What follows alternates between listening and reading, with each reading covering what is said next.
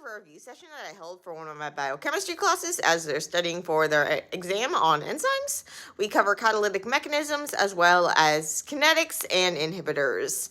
So it's not nicely formatted or anything, but I thought I'd share it in case it was helpful for anyone.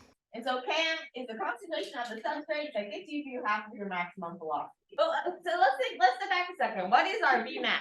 Yeah, it's going to be for all of the copies of the enzyme. Basically, you invite a bunch of Tylers over to your house, and then at the end of the day, you see, okay, well, they tiled 5,000 tiles. They laid down 5,000 tiles in an hour. But how many Tylers did you have? Right? That's going to influence things. If you have twice as many Tylers, you'll hopefully get twice as many tiles laid down. And so that wouldn't really tell us much about how good each Tyler is, right? What would we have to do if we wanted to figure out how good each individual Tyler, how many tiles could a single Tyler do? What? Yeah, but how do we get that from our Vmax? Yeah, we use the number of workers. So in this case, our workers are our enzymes. So if we have that Vmax, we divide it by the concentration of our enzymes, that's going to get our Kcat. So our Kcat is telling us about the rate of a single enzyme, its ability to turn over the product to this, or the substrate to the product. And remember that map, when we look at in terms of our reaction, what's happening is that our Kcat, it's going to be this. It's going to be our enzyme substrate to our enzyme plus product. So basically, remember that with Michaelis-Menten kinetics, what was the assumption that we made about the product release?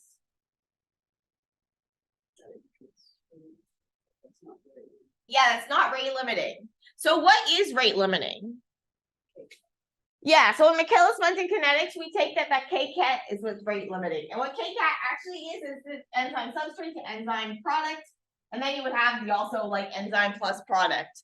But when we talk about Kcat, we're basically just thinking about that step at which we're actually turning things over, that step in which we are converting things from our from the substrate to the product. So this part is where we have our Kcat happening, the actual conversion. Okay, so our Kcat's going to tell us about that conversion, and then we're just thinking that we're just saying product release is going to be really, really fast. And so how is an enzyme actually able to do what it does? Does it change your overall delta G? Does it change that delta G naught? No. Why not? Exactly. Basically, what happens is you have this molecule, you want to convert it to this molecule, or this molecule, you want to convert it to these molecules, or these molecules, you want to convert it to this molecule. And basically, each of those is going to have a free energy associated with them.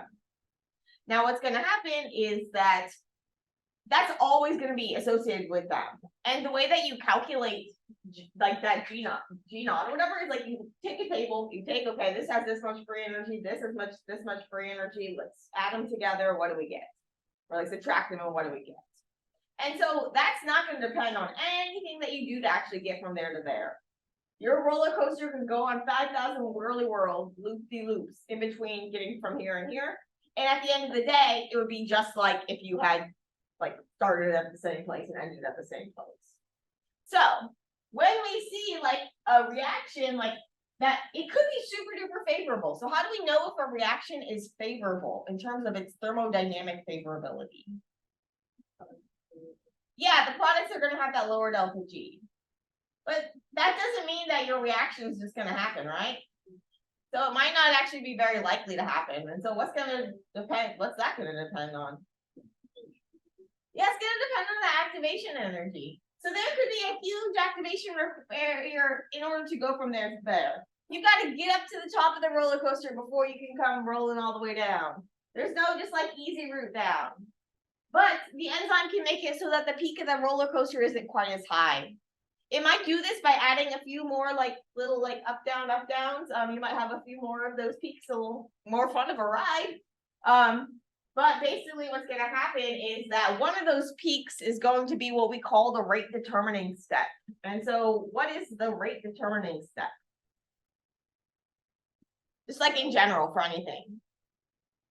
Yeah, it's going to be the highest peak. It's going to be the slowest step. It's going to be that traffic light, that stupid traffic light that you push the button for like 20 times and it just like will not go. So then you just run across the street and hope that no one hits you. Well, you look very carefully both ways and then you run across the street. Okay. So basically that's going to be your rate determining step. And what did we say that for Michaelis-Menten kinetics our rate determining step was? So what? Yes, and so that was our, yes, our K-cat. Okay, so that would be our K-cat is going to be our rate determining step. It's going to be the highest thing above all here. So what are all these peaks? Not just like that. I mean, yeah, you're at the top of your roller coaster, but what's that represent? That represents your transition state, yeah. And so what's that little abbreviation we use for the transition state? Yeah, your double dagger. And so the transition state, what's happening in that transition state?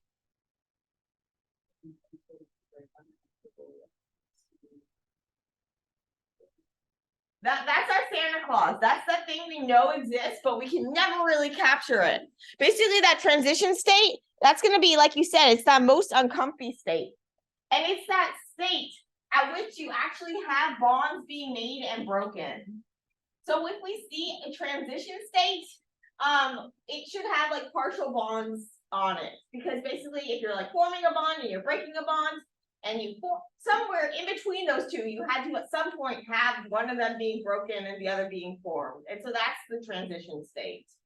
I'm not going to make you draw a transition state. I'm not going to make you draw any sort of arrow pushing reaction for this. But I do need you to be able to interpret arrow pushing reactions. So I would recommend going over those examples that we had in the slides before, like our protease, our kinase, our polymerase, just the basic strategies, the basic idea about like these arrow pushing diagrams. Okay, when we're doing an arrow pushing diagram, which direction do things go? Where do we start and where do we go?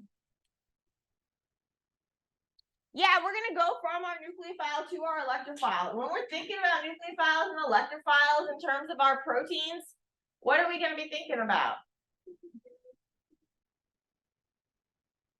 Yeah, so which was what?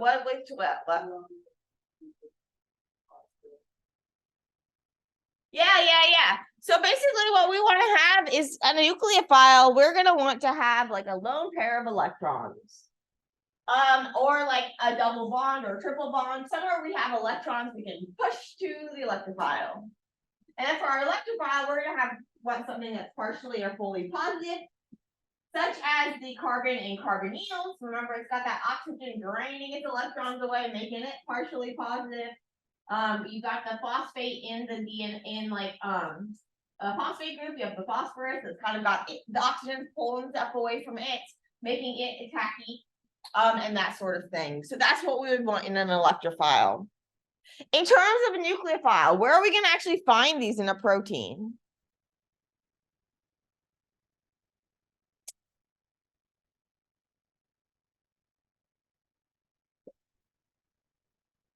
What? Yeah, which amino acids? Your acidic ones? Oh, no. Oh, sorry. Like, just, I mean, yeah, I thought I had it in here. Basically, yeah. So for our nucleophilic ones, we're often thinking about like our serine, our cysteine, threonine, tyrosine, lysine, histidine. These can all play a role as a nucleophile. But you need to have that lone pair available. So yeah, like you said, like lysine, it's got to be deprotonated. An amine group, it's got to be deprotonated. And this sort of thing. Yeah. But yeah. So serine, cysteine, threonine, tyrosine, all of those have that nucleophilic group that can go and attack. And that is one of the strategies that enzymes take, such as our serine proteases. You have that serine go and do the attack. And similarly for like a transpeptidase, all these various cases that you have like an oxygen, typically an oxygen or a nitrogen with a lone pair that are going to do the attack. Okay, let's talk about some other places you can find things. So we're not limited by the amino acid toolkit when we're talking about enzymes, because those enzymes, they can have helpers. And so our helpers are like cofactors. These are molecules that the enzyme binds that kind of provide extra functional groups. So we'll talk a lot more about cofactors when we get into metabolism and pathways and all of this good stuff. But basically, we're talking about things like vitamins, things like metals. So what type of things can metals help with? Yeah, they can stabilize negative charge. And what else can they do?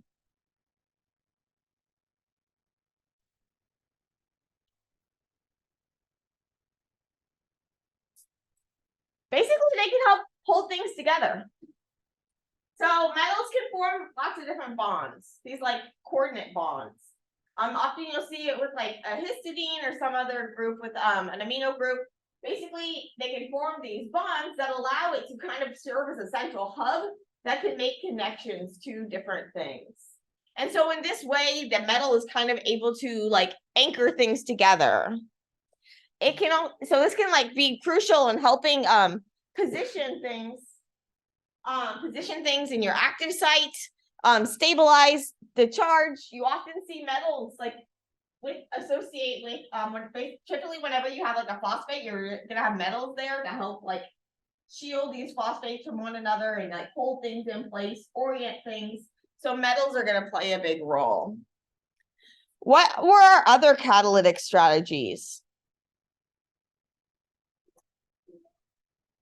Yeah, let's talk about that general acid and base, because I know that there's some confusion about this. Okay, so our general acid, basically specific acid bases, I wouldn't worry too much about this. This is basically when the water itself is providing the acid or the base, just based on like the pH of the water, what like protons and what hydroxide ions are just available in the water because of the pH. Nothing is actually activating the water. Nothing is changing it.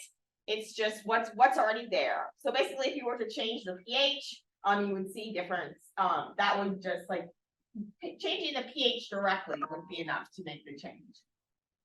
With the general acid or base, here basically you typically have an amino acid that's either giving a proton, in which case it would be a general acid, or it's taking a proton, in which case it's a general base. And so basically, what amino acids could serve these roles?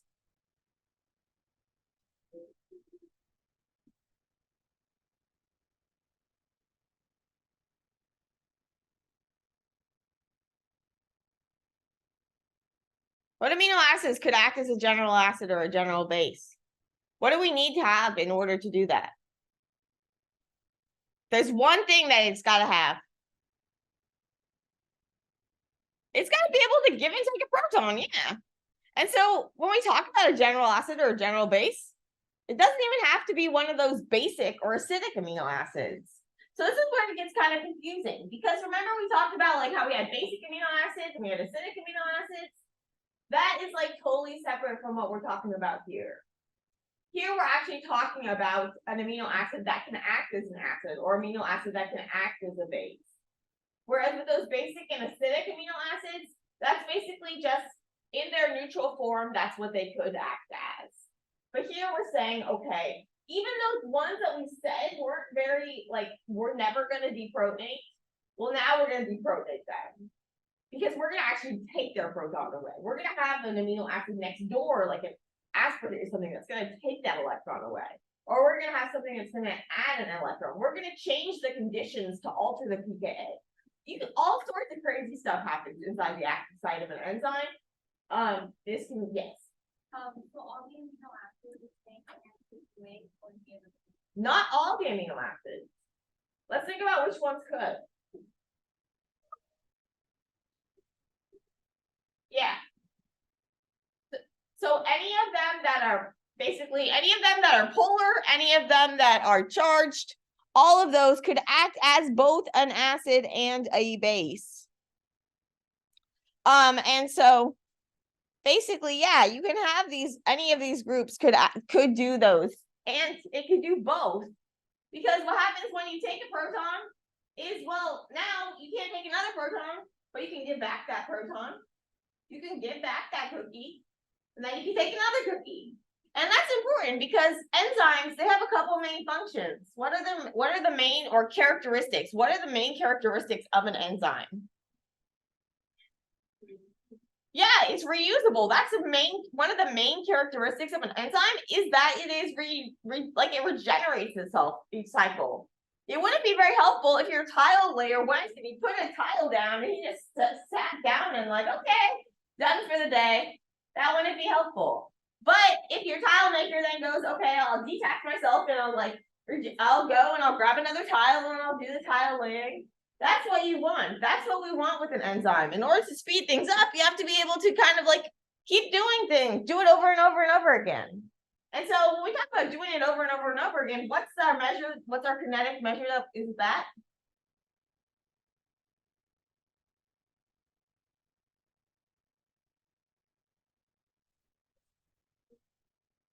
Okay, so that we'll keep that in mind. We'll get to that.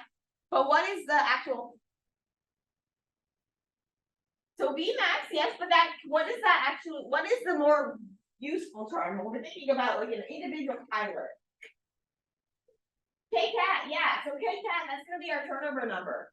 So basically, if we have a K-cat of like 10, what is that? 10 per second. What does that mean?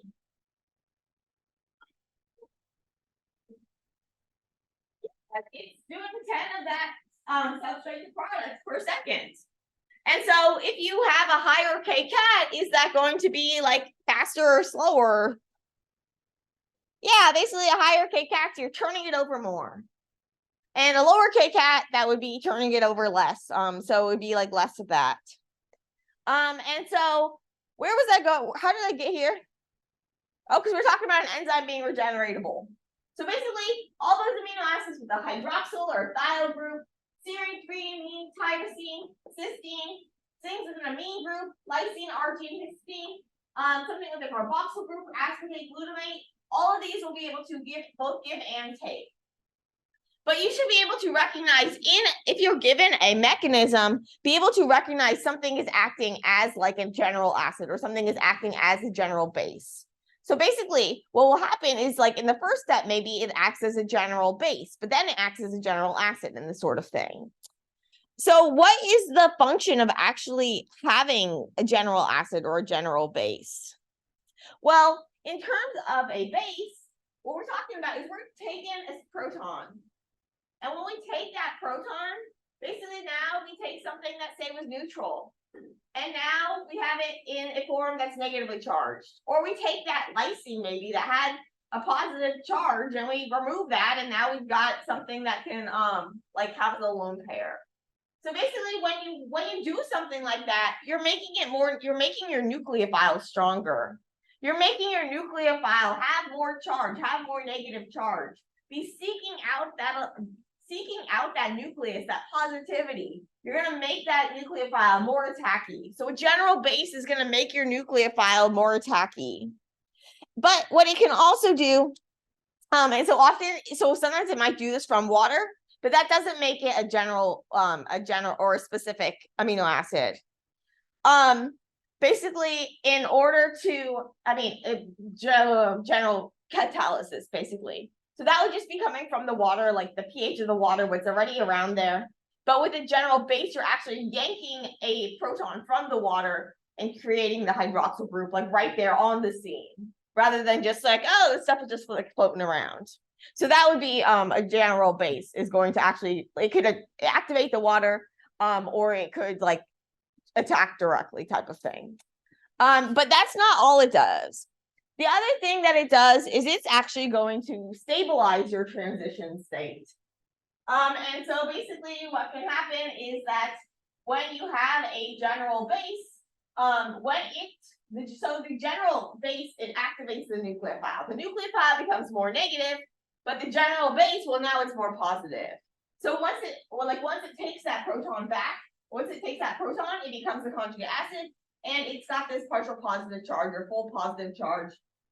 Basically what's going to happen is that you're going to be generating that negative charge on from the nucleophile. When the nucleophile goes to attack, well, now what's going to happen is that nucleophile, which was negative, had that negative charge, is going to be transferring that negative charge to the thing it's attacking. And so now this is going to start developing this negative charge. And so basically what can happen is that you could have a general base that's kind of helping stabilize when you're in that like charged transition state. And so when you're in that transition state, remember that's the high part of the reaction. That's the part where we can see we have these like bonds being made and bonds being broken.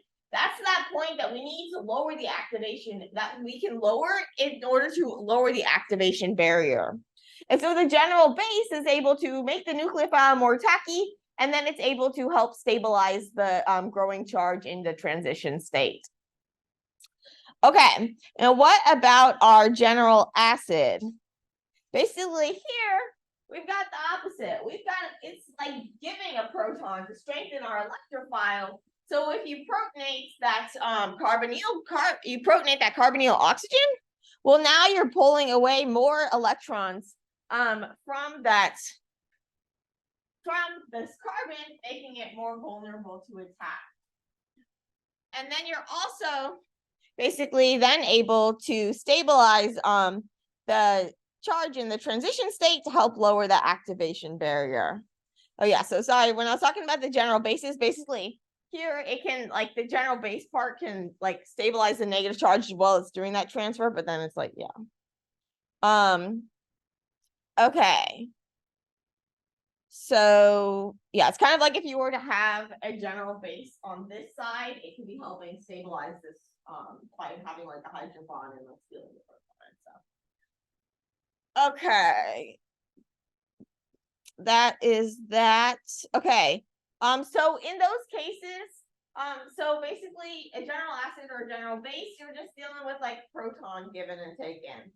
And so if you're just giving or taking a proton, you're not going to be actually like forming a new bond with forming a like permanent, forming any sort of like covalent bond with the actual substrate, between the substrate and the enzyme. But there are times when you do. And so this would be covalent catalysis. And when we talk about covalent catalysis, basically then we have to think about like our nucleophilic amino acids, those ones that will actually, that can actually go and attack and form a bond. And so often what we're going to be seeing with this is like our serine, our cysteine, our threonine, our tyrosine, sometimes a lysine or a histidine.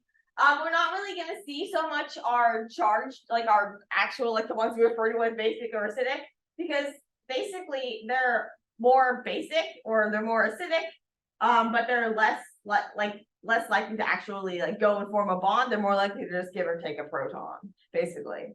And so these ones, they often have to be activated by like your general base stealing a proton to like really activate them more so that they're more tacky. But then once they're more tacky, then they're really nucleophilic and they like to go and form and make new bonds. And so one of the examples that we looked at was like our serine protease. We looked at transpeptidase, and what these had in common, or sorry, not the kinase. The kinase was just taking the ATP. So basically with a kinase, what we have is that serine is going to attack the ATP. And not actually directly form a link. But here you're actually going to form a covalent bond with your intermediate, or with the covalent intermediate, where you're actually attached to at least part of the substrate.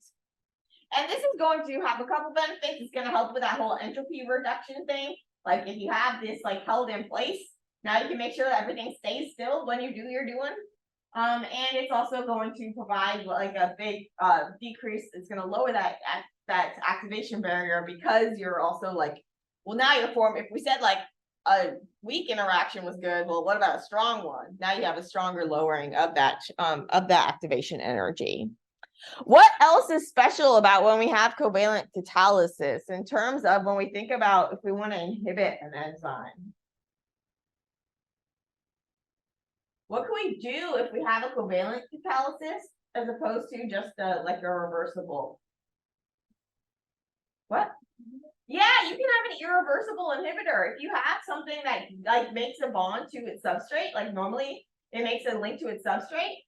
Well, now we can have something that it's going to get permanently stuck on there. And so that's how when we talked about like how some of those antibiotics work, is basically what happens is that you've got this beta in like ampicillin and penicillin and these not amino acids, these antibiotics. What's going to happen is that the enzyme is going to go to attack it, thinking like, oh, this is my nice little this is my substrate, this is what I meant to attack, and then it gets stuck because, well, now you have this is not a good leaving group, whereas before you had a good leaving group. And so when we have a covalent catalysis mechanism, we have that opportunity to form those covalent bonds. And so we do this like in the lab to inhibit things like proteases. There's like the protease inhibitor called PMSF. And basically, it's going to get stuck onto that serine protease and inhibit it. And those are in special types of inhibitor because those are going to be like the permanent ones. Yes.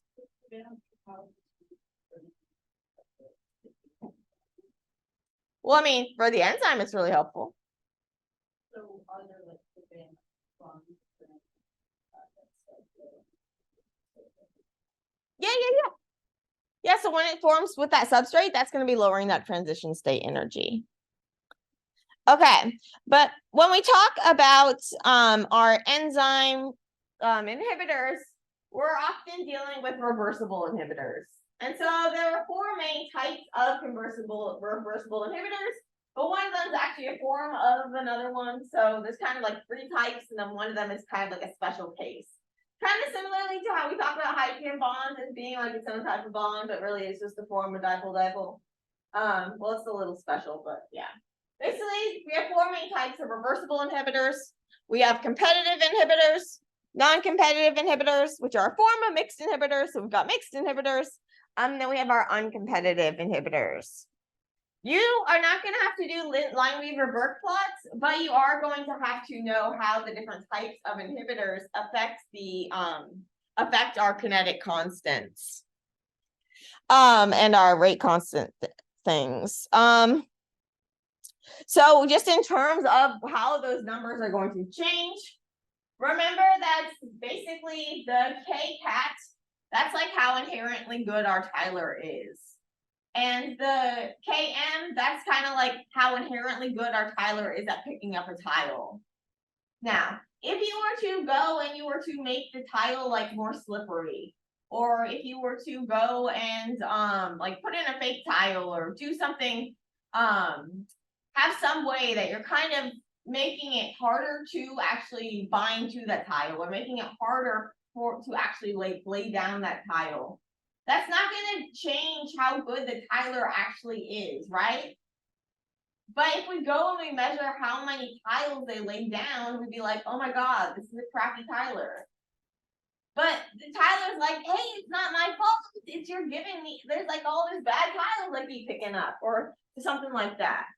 So similarly, our enzyme, our K-cat, our Km, those aren't gonna actually change. But what we measure is going to change. So that's why we refer to this like apparent Km or the apparent Vmax, because that's what we're like measuring it, and it's like that's what it is. But it's not. That's not what it like. You're not actually changing the actual enzyme, but by seeing how it differs in the presence or absence of an inhibitor, how the Km like appears now, or how the Vmax appears now versus before without an inhibitor, by kind of being able to compare those, we're then able to see like, okay, well, this is probably acting as this type of inhibitor or this type of inhibitor. Okay, so let's talk about our types of inhibitors, shall we? That all good? Okay, so our first kind, our competitive inhibitor. Our competitive inhibitor is going to bind to the enzyme when the enzyme is just in the enzyme state.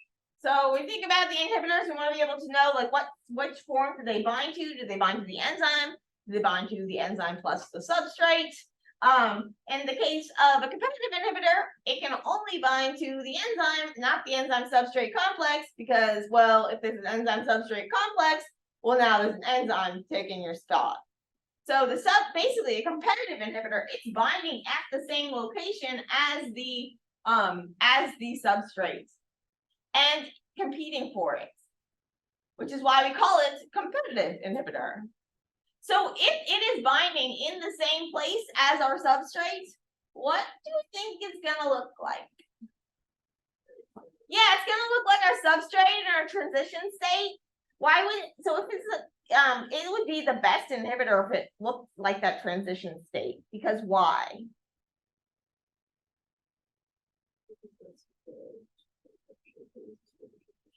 So that's what the enzyme is going to bind best. It's going to bind best to that transition state. So the transition state, from the sense of the substrate, that transition state is not a fun place to be in. You're that stick and you're like at the point of break-in. But the enzyme, that's where you're going to hug it the most. At those hardest times, that's when you get the most love, is when you really need it. And so the enzyme, it's going to be like made to like give it the most love in that transition state.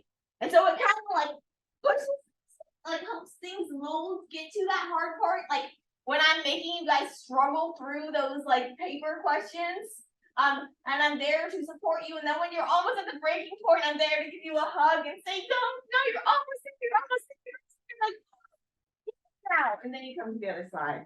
So that's when I'm giving you that most love. That's when the enzymes give the substrate the most love, that transition state.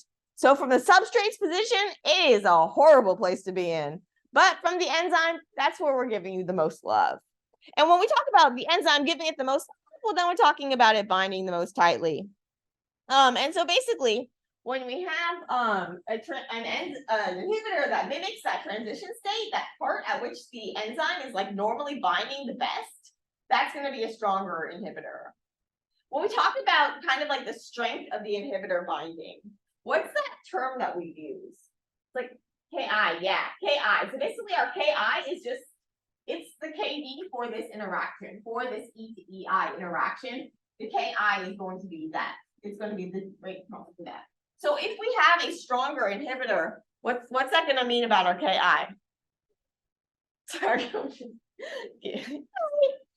Okay, so that's going to have a lower Ki if it's a stronger inhibitor. Okay, so that when we have a competitive inhibitor, it's going to resemble that substrate, or it's going to resemble that transition state. So now we have that Tyler, and he goes, and we have a competitive inhibitor. So basically we have tiles that look like tiles, but they're not tiles. They're tires. No, that wouldn't look like a tile. But something that's not actually, you can't like lay it down. Maybe it doesn't quite fit or something like that. That would be an example of a competitive inhibitor. So what's that going to do in terms of our apparent Km? Remember, what does our Km tell us about? Yeah, the binding affinity to our substrate. And so now we're basically saying, okay, well, we still have the same number of tiles, but now we put a bunch of decoy tiles in there. And so if we were to try to see how many tiles that our Tyler picker had picked up, like our Tyler had picked up, what would happen? Yeah, our Km's gonna go up. It's gonna look like we picked up less tiles, basically. Look like we didn't like the tiles as much, but the truth is that we just have more other stuff around. And so basically, what's gonna happen though is our Km, our apparent Km is going to increase. It's going to look like we like those tiles less. It's going to look like we have a lower affinity. But it's going to slow us down initially, but we can compete it out. Basically what happens with a competitive inhibitor is, okay, so we've got we have some number of tilers. We have some number of fake tiles. But now, okay, we can strategize. Okay, well, like if I put down a tile, what am I going to pick up? Am I going to pick up a fake tile or a real tile? That's going to depend on how many fake tiles there are and how many real tiles there are. And the more real tiles we have, the more likely it is that when we go and we grab a tile, we're going to grab a real tile. And so if we give enough of those real tiles that basically there's no chance that you would actually grab one of the fake tiles, we're just like flooded with real tiles. Well, now what's going to happen is we're going to be at, we're still going to be able to reach that same overall tiling, like tiling goodness, that same, like that same Vmax. So a competitive inhibitor is not going to affect the apparent Vmax, but it will affect the Km, apparent Km, and what's it going to do to it? Increase it, yeah. Okay. Now let's talk about our next one. This is going to be our non-competitive inhibitor. So this non-competitive inhibitor is a type of mixed inhibitor. So if it's a non-competitive inhibitor and you say mixed inhibitor, that's okay, because sometimes you can't actually like tell for sure. But what these have in common is that they bind to both the enzyme alone and to the enzyme and the substrate complex. If they're able to do both of these, what do we think it's going to look like?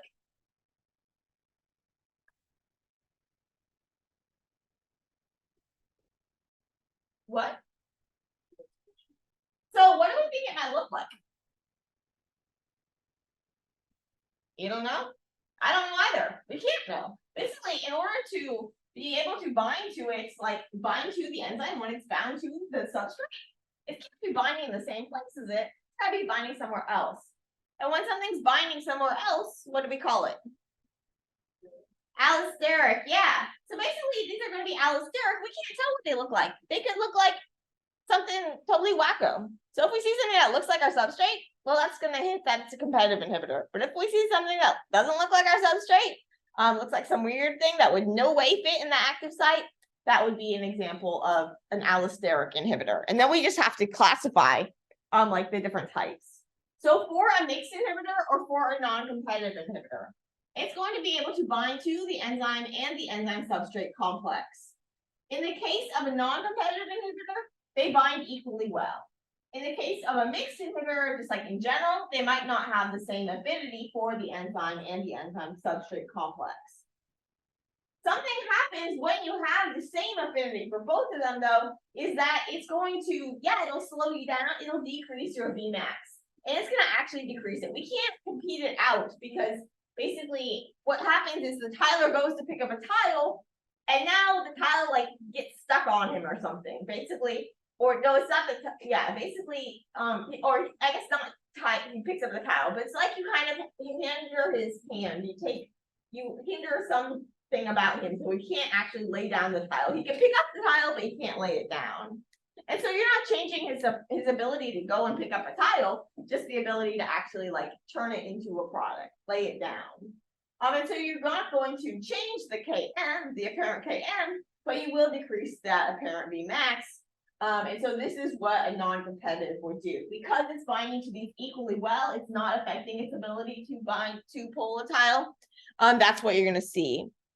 In the case of a uncompetitive inhibitor, well, here it's only binding to that enzyme substrate complex. So it only binds once the tiler picks up the tile. The tiler's like, I'm going to go pick up a tile. I'm going to go lay down the tile. Oh, wait, no, you. So basically, an uncompetitive inhibitor is going to do that. It's going to then draw this enzyme substrate complex away from our equilibrium, cause a shift so that we get more of this substrate binding.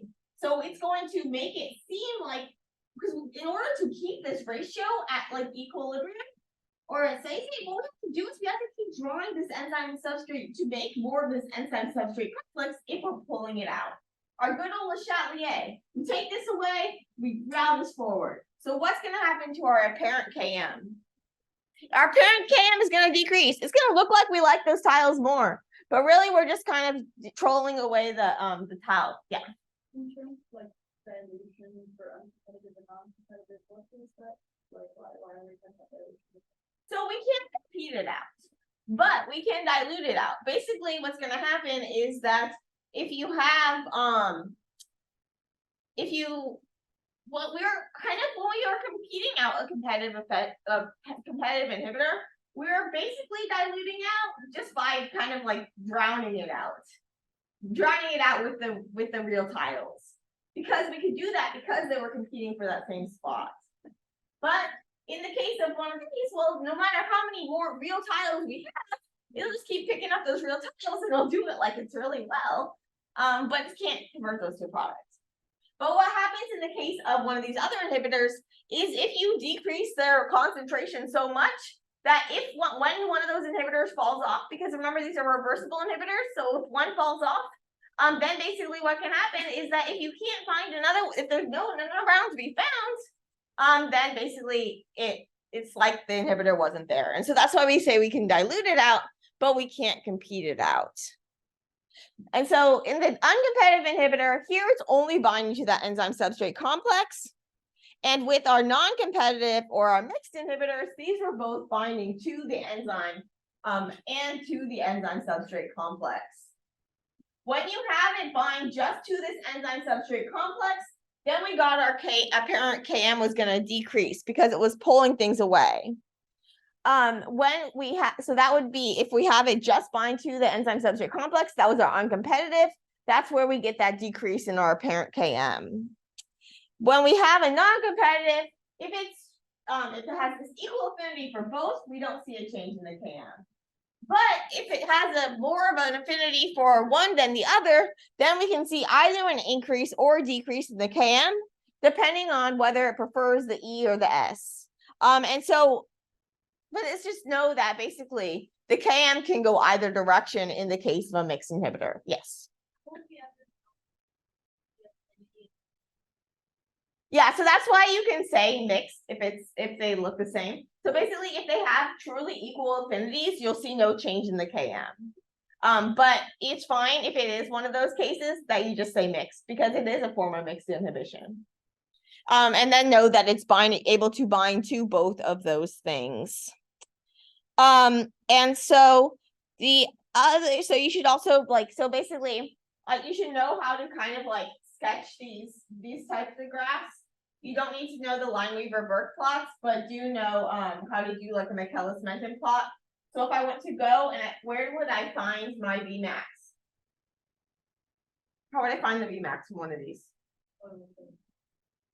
Yeah, one of these curves. Yeah, it's kind of where it plateaus at the top. What about how do I find my Km? Exactly. You go to half Vmax, and down.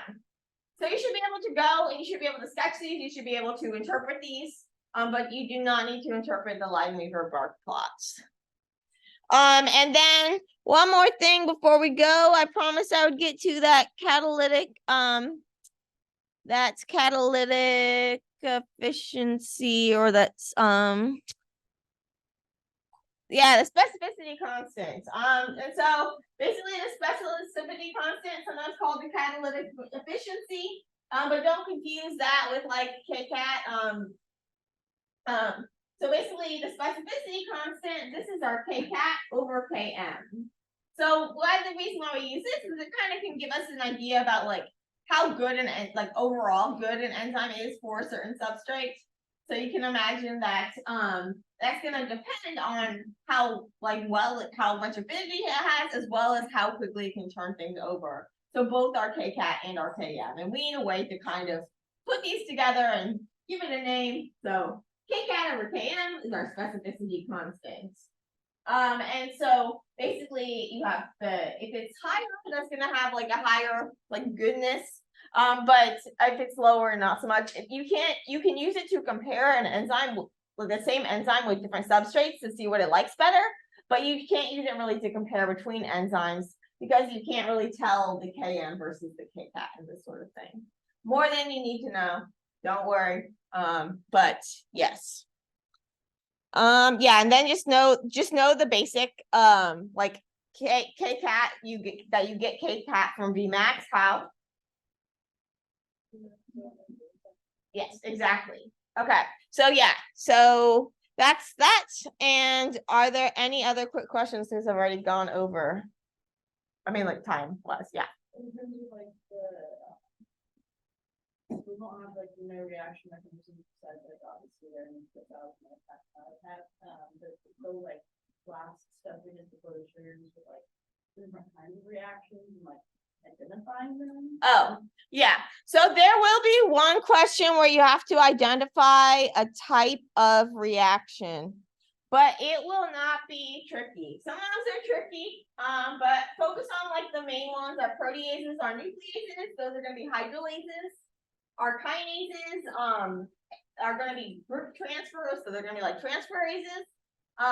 If you have something like a methyl transferase and amino transferase, like if it has a transferase in the name, then yeah, it's a transferase. But in terms of like which ones I want you to be able to recognize, is like redox, see if redox is happening, see if isomerization. So what's isomerization? Yeah, it's just like changing, like switching around what's what, but not actually like changing the actual like atomic composition. And then like our protease, nucleases, our hydrolases, and the kinases, group transfer, that sort of thing. But it won't be a trick question. Like it won't be a hard one. Like some of them are like, I don't even know, like I have to go look it up, but like, cause there's like, it's just like a terminology type thing. But know the name, know those main ones, and we'll be good to go. Okay. And then do review the hemoglobin stuff. So the Bohr effect, the allosteric, all of that good stuff. Okay. Hopefully I actually recorded this meeting. I think I did. Hopefully I think I actually recorded the screen this